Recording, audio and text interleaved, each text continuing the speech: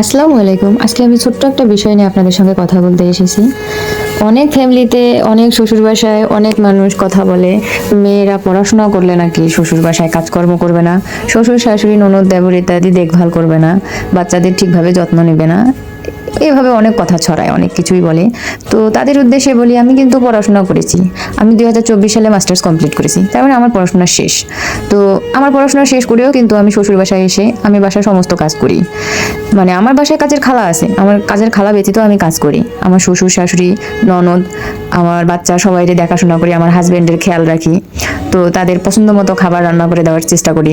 এরকম মানুষের উদ্দেশ্যে বলতে চাই, বাসার বৌমারা বা মেয়েরা যারা পড়াশোনা করতে চায় তাদেরকে পড়াশোনা করার সুযোগ দেওয়া হোক। কেননা যারা সম্মান করবে তারা পড়াশোনা করেও সম্মান করবে। বাসায় থাকলে অথবা পড়াশোনা না করলেও অশিক্ষিত মেয়েরা এসে সম্মান করবে এমনটা না।